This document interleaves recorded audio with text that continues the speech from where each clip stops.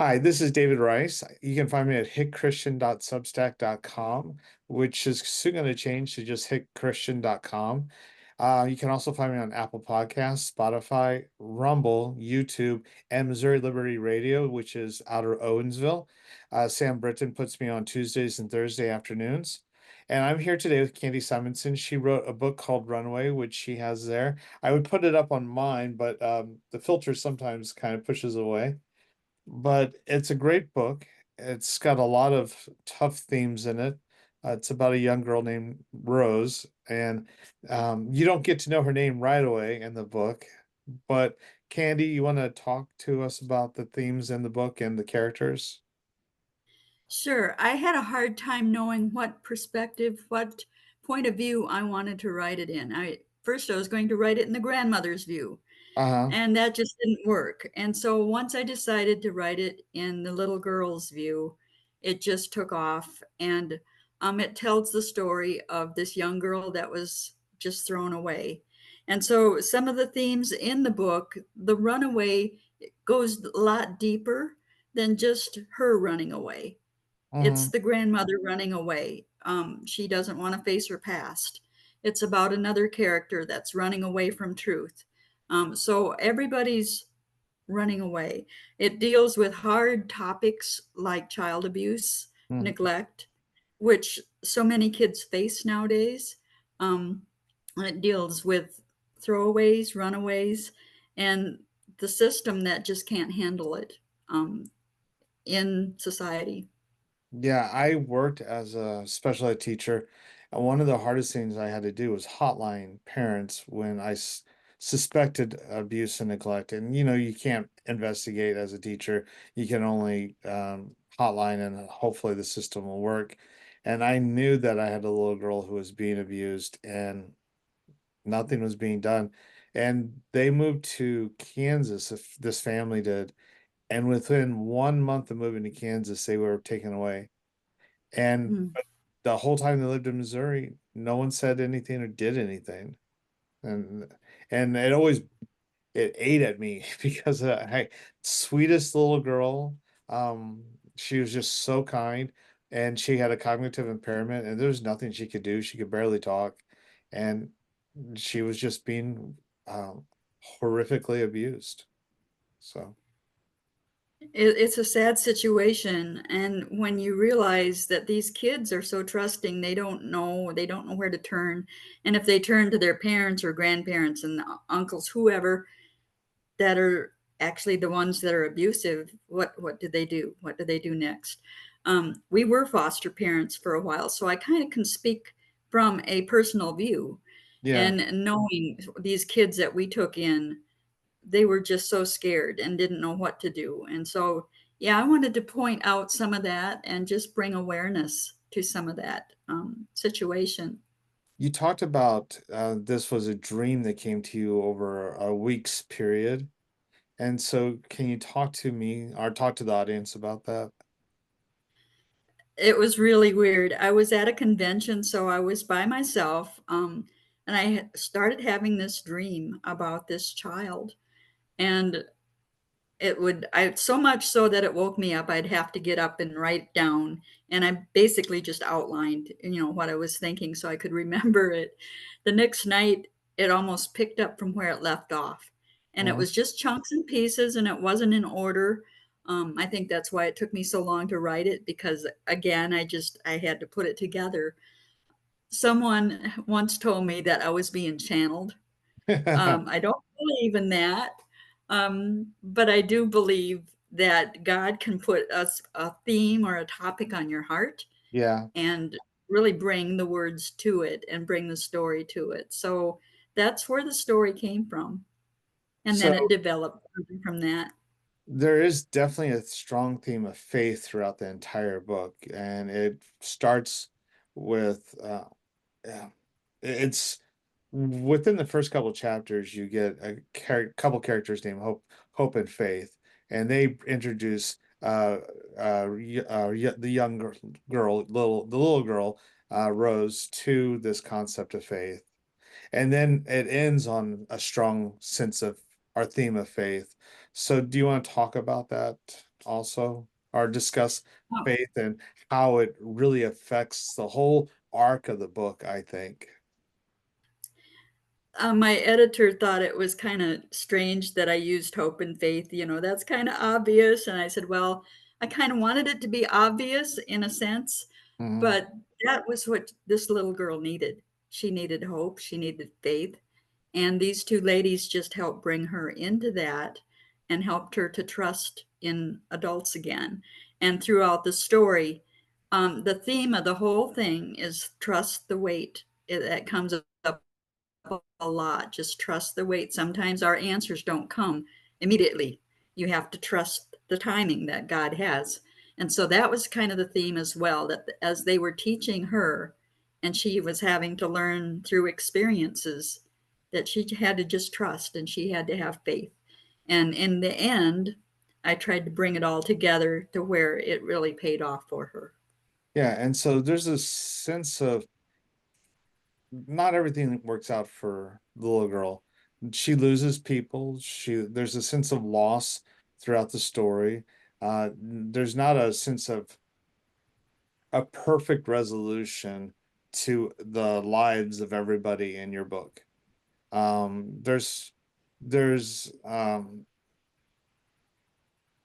there's a realistic expectation for the if you commit a crime, you're going to not be forgiven by the judicial system. You still carry that through in your book. Yes. And again, at first I was going to have everything turn out peachy keen and everything and, rosy and um, pun intended. Yeah, But again, come to the realization that that's not real life and that wouldn't be realistic and it wouldn't be realistic to the reader either. Then it becomes more of a fantasy story, mm, everybody lived happily ever after. Well, that doesn't always happen. And people do have to pay for their crimes and their sins. Consequences happen, and yet on the other hand, God has grace, and so I wanted to bring that balance. yeah, and you can see that carry through.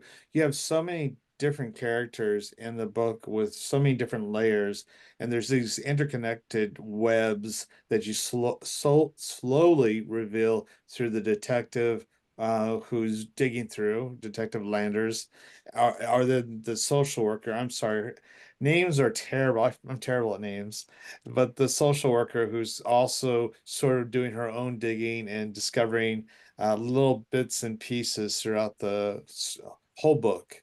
And they're working on the behalf of Rose to kind of piece together who she is. Hmm. Nobody knows at first. She's not talking, and so I don't mention her name for the first, I think, 4 chapters I think so. because she's not talking. She's scared. These old ladies find her in a ditch. They take her home. Um, they keep her too long, and social services gets involved, and Mhm. then the detectives gets involved, and so it's a mystery. The book is meant to be a sort of a mystery, trying to find out where she came from, who she is, and why isn't she talking? Is she mute? Is she dumb? But she can hear. So um, that was trying to kind of make it a mystery in that sense as well. Yeah, I have a son who has selective mutism, and so he just doesn't talk if he gets stressed out or anxious. And so you put him in the wrong situation. He's improved a lot as he's gotten older, but when he was little, he would just clam up. You can get a word out of him in a social situation. Sorry, I'm saying that messing that up. But he was a lot like that. And so when Rose was doing that, I kind of bonded a little with Rose in that experience because it's hard when you're in a new situation and you're scared and you're afraid of everybody and everything and you don't trust anybody and your experiences every adult in your life is there to hurt you, to Hmm. cause you pain, and so your best solution is to not speak. Right. Yeah. Yeah. And so it takes a lot of compassion and patience in order to bring that out sometimes. Um, I have read that there's over 600,000 children since 2021 reported due to neglect and abuse in the United States alone. And Yeah. that's just crazy. Um, all these kids really just need somebody to love them and help them. Yeah, we have a So, crisis in our country with abuse and neglect of children, and it's terrible. so Um, this book is meant to give just an awareness to that, and maybe help somebody to maybe want to be a foster parent or to adopt some child that is really in need.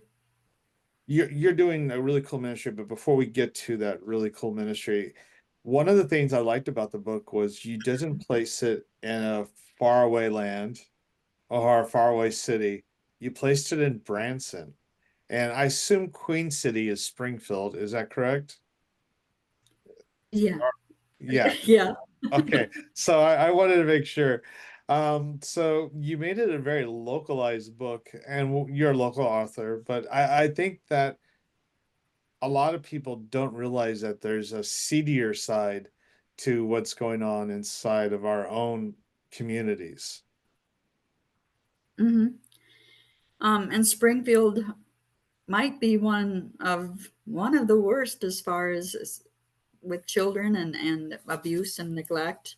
Hmm. I don't have numbers there just for Springfield, but that's what I have understood, that Yeah, it is very bad. I've been following a story about trafficking of children and adults, and Springfield is one of the, because of I-44, it becomes a corridor for trafficking, not only drugs, but also humans through here.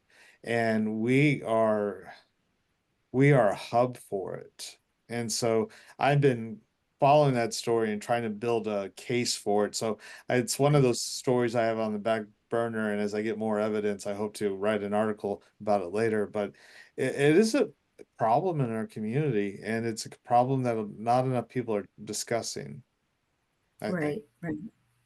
So you are doing this really cool ministry where you make dresses for little girls, and you use your book as a vehicle to tell this story so you can also um, grow this ministry. Do you want to tell us about it? Sure. I got started a year ago. It's called Dress a Girl Okay. around the world. What we do is, and this is a ministry that's international, and ladies all over the nation here and around the world make little dresses for girls that go to every country in the world. Missionaries take them over. What they say is that if a little girl has a dress that's, especially if it has a label on it that says dress a girl, they're less likely to be trafficked. And because it shows that they're being cared for and Mm. somebody's watching them. And Yeah. so if that is true, and I trust it is, I just I jumped in full force with this ministry. I thought I can sew, and so I've been sewing dresses for the last year. I just hit my 200 mark this year or this week, with 200 dresses that I've given. So I am just excited about that too, and knowing that maybe 200 girls have been saved from being trafficked. And I've seen one of the dresses you brought them to one of the meetings at, oh, I'm terrible at names. Those are chapter. Ozark chapter of Christian Writers of Thank you. America. I'm horrible at names for some reason. But you brought it to one of the chapters. It's a very simple dress. It's not super complex. So if you are someone with any kind of sewing ability, a moderate sewing ability, I think you should be able to help with this ministry. And all they have to do is get involved and contact you. And I think it's a great ministry for people who are looking to do something simple and meaningful, because it's there are so many people who are at risk in this world.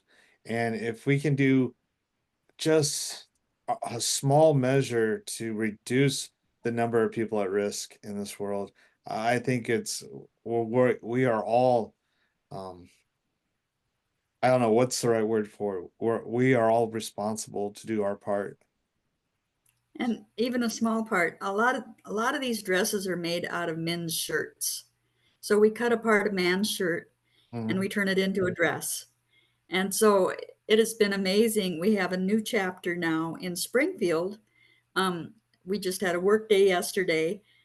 Bunch of ladies get together and just cut out men's shirts and cut them apart, cut them into patterns. And so it's a really neat ministry. If you want to know more about it, you can find it on Facebook, Southwest Missouri Dress a Girl, or online. It's called dressagirlaroundtheworld.com. Okay. And so which countries you had a list of countries that you were sending to. So could you give me those countries that you were Oh my. I'll give you a few that I know of right off the top of my head is Uganda, Jamaica, Dominican Republic. Some are going to Nicaragua. If you've heard of Sarah Forheights, which I'm sure you have, she goes to Tanzania every year and takes a whole suitcase or two full okay. and takes them down there. So they go all over the whole world. Okay. So you're reaching you're sort of dressing the whole world. And that's kind of a cool Yes. concept.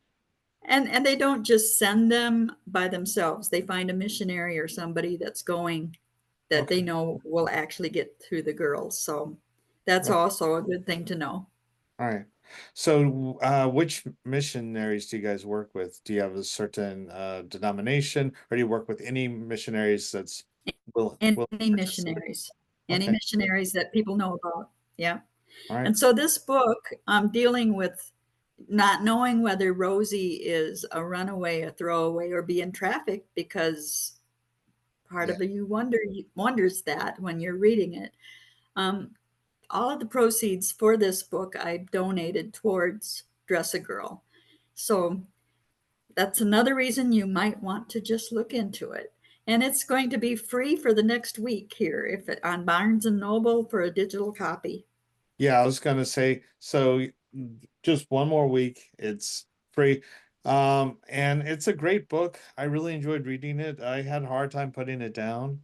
And we were traveling, so it was, trying to go from I was reading while we were in Utah and Arizona. So when I wasn't driving, I had it picked up and I was reading it. And it there's some emotional beats in it where I'm struggling not to, and I'm not a teary guy, and I'm struggling not to, tear up a little through a couple of moments, and I don't want to ruin that for the reader, but I think if you see a book that's published by an independent author and you think there's no reason I should only pick up something that's published by Penguin or Tor or uh, I think we are missing out on the genius of local authors who are independently publishing by only focusing on these five main big publishers. And part of the reason I'm doing these interviews is I want to demonstrate that there's so much good creativity in our own local community. And I think Mhm. your book, which is award winning, if you guys can see the award, that is the Literary Titan Book Award, um, is worth reading. I think everybody should pick it up. It also goes to a good cause. It's dr uh, help me with the name again. I dresses Runaway. run, but not the name of the book. Their Oh, mission. oh, Dress a Girl Around the World. Dress a girl around the world.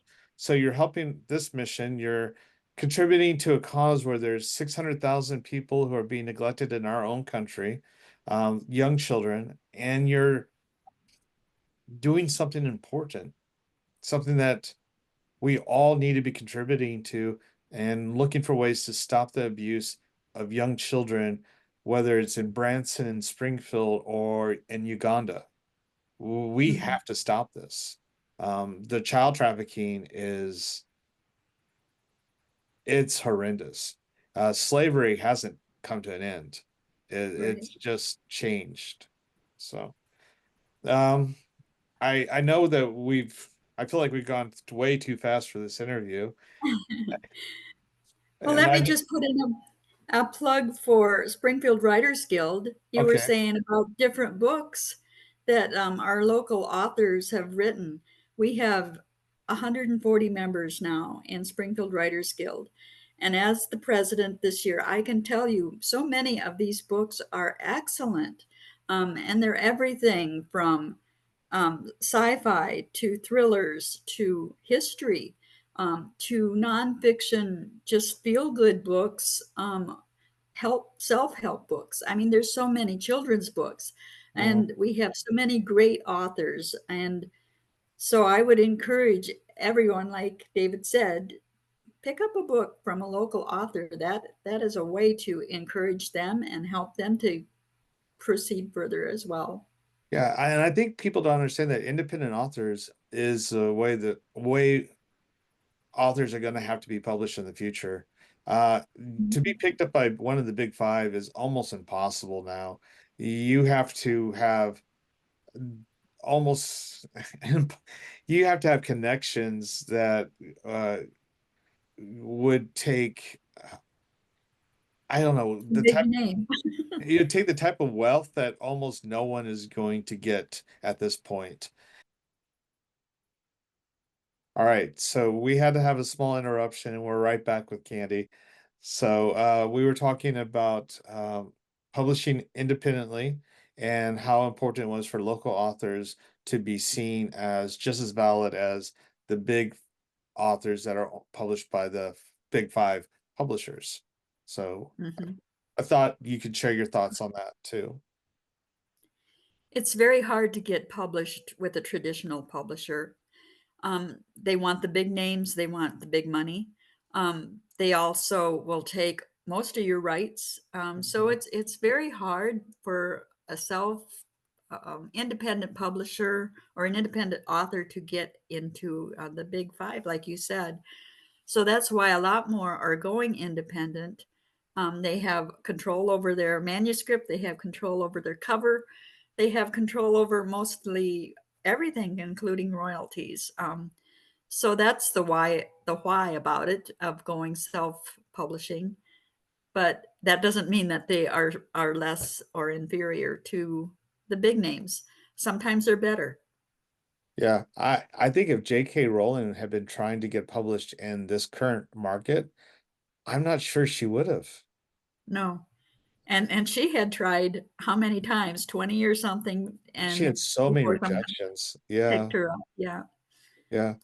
And I think we have to remember that the Big Five, the residuals that they survive on are, from Lord of the Rings or the Chronicles of Narnia, or Mark Twain. They live off of those old books that they have the copyrights to, and they can publish really bad books over and over and over again, and they're still successful because they still have the copyrights to these really Mhm. great books.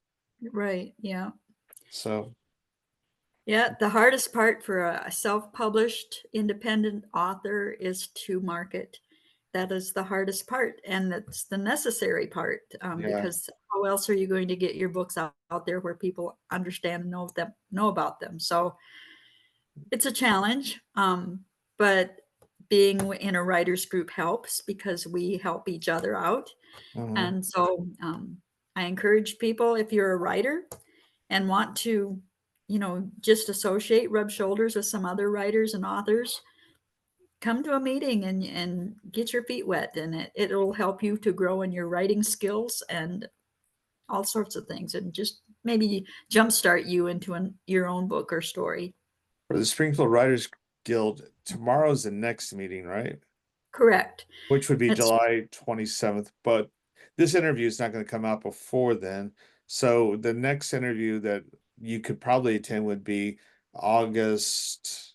I would have to look at the It's calendar. it's always the 4th Saturday of the month. So if there's 5 Saturdays, it's still on the 4th Saturday, every month, and we meet at the Library Center at 10 o'clock for a mentor hour, and then a speaker at 11. So it'd be August 24th. I Correct. just looked at the calendar. So Yep. so yeah, I've enjoyed attending. I attend both groups, the Ozark Area Christian Writer Guild and the Springfield Writers Guild. And they both have something different to offer, and I get something out of both groups. But with the Springfield Writers Guild, I write multiple genres, which is probably crazy. And so I've been able to I bounce around and I am able to get a little bit of depth, and I appreciate that. And so it's good for me. If you're trying to market, how do you market? I have a website, casimonson.com. So you can find all my books on there. You can find samples of the books on there as well. And I put out articles and different things like that about writing. Um, I also have a Facebook page. I do a lot of, in the summer, especially in fall, I do a lot of book signings at craft fairs and festivals. And I Okay. have found that is the best way, one on one, person to person, to sell books, more than getting them sold on Amazon, because that is not really probably as profitable as they think it might be.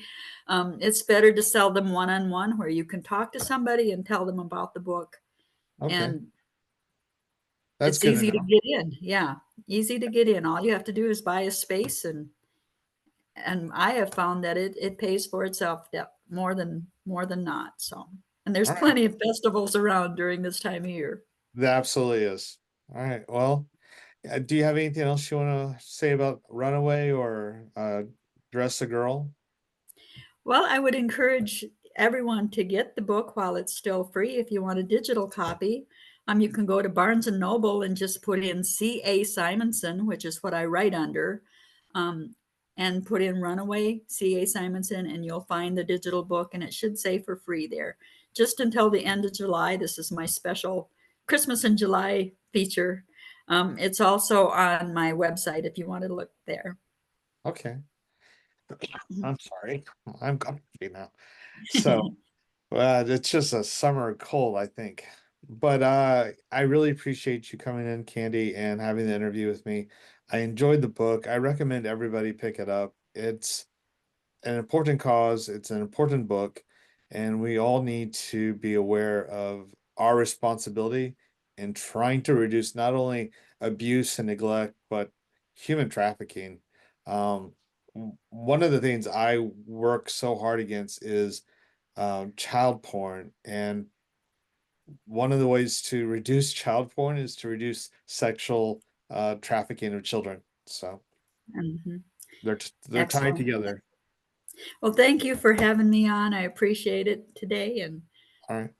very Thank good, very good interview. Thank you. Thank you. You have a great day. I appreciate it. Bye, Candy. Thank See you you. Bye. tomorrow.